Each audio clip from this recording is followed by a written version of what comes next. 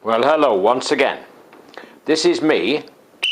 That's got you awake. This is me, Leonard Wells, broadcasting as usual from Haslingden, north of Manchester in the UK, on Sunday, the 13th of February 2011, which makes tomorrow Valentine's Day. So happy Valentine's Day to all my audience.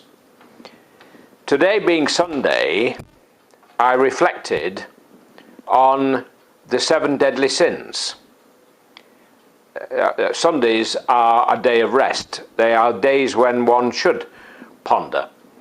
And when you reach 70, you tend to ponder a little more about things connected with the next life.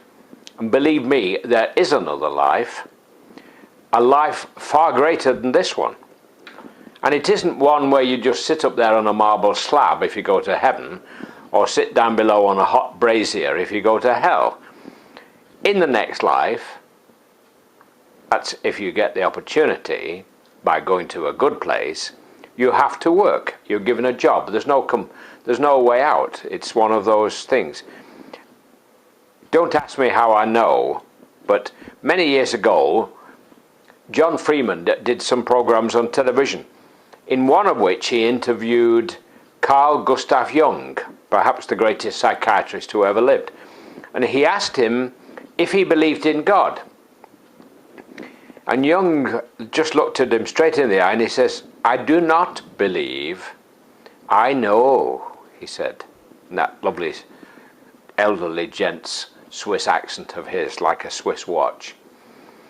Now, the 7 deadly sins are normally the ones listed by most churches, most of the faiths, as the things to avoid in this life. They're commandments from the Maker, from our Creator.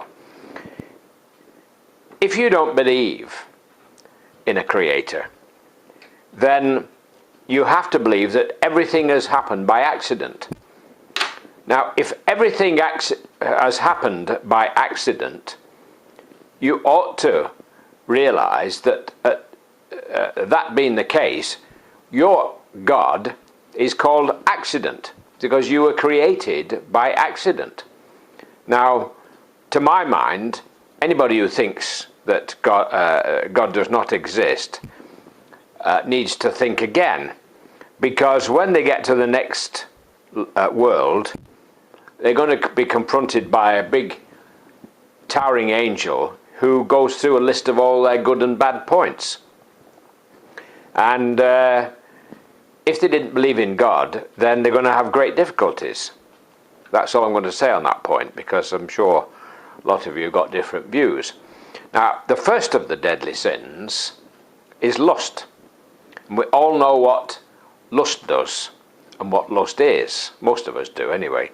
It's something some of the newspapers throw at you from the front page or the page 3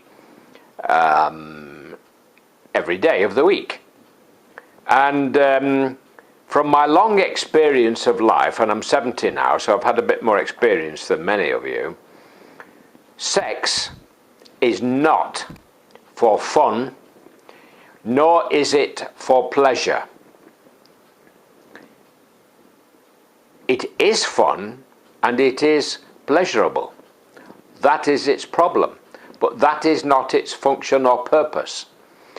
If you choose to use it for that purpose, it will become an itch you will never be able to scratch enough, because that is how it's designed. Now, lust is when you feel hot. Heat. It's a sure sign, a certain sign, that you are sinning. If you feel that dreadful heat, that passion, you are submitting yourself to the first of the deadly sins, lust. Now, many of you will have seen drawings and sketches and paintings of St. George and the dragon. St. George rescuing the damsel by slaying the dragon. Now, many people just think that that refers to dragons, some bygone age when they may have had thought that dragons existed. In fact, the dragon referred to is the dragon of passion, because provided a man can stay cool and overcome the dragon of passion within himself, he rescues the damsel. If he gives way to lust and all he thinks about it is his own pleasure, then he damages the female of the species. Now, I'm going to give you a little secret now. This is something that scientists don't know and won't tell you. But have you any idea why one person can give birth to Adolf Hitler and another person can give birth to Mother Teresa? What is it that determines the inner content of a human being? I can tell you quickly and simply, it is whatever the focus of the two people, the two participants, the man and the woman, are at the moment of bliss. I won't refer to it as any other way in case children are watching, but you know what I'm talking about. If all you're thinking about is the pleasure, don't be surprised if your children spend most of their life seeking their own pleasure.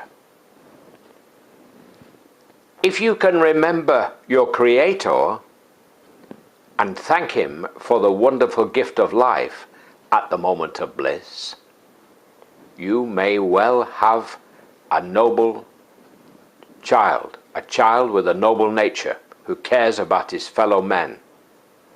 Think about it. I'm not going to tell you any more. If you want to know, I'm sure you'll find a way through YouTube to get in touch, and I will perhaps tell you how I know these things. So, watch out for lust. Careful when you open the newspaper, and be careful when you see very attractive looking ladies. Take care. God bless while it's still legal in the UK to say God bless. Speak to you again tomorrow. All the best for now. Bye.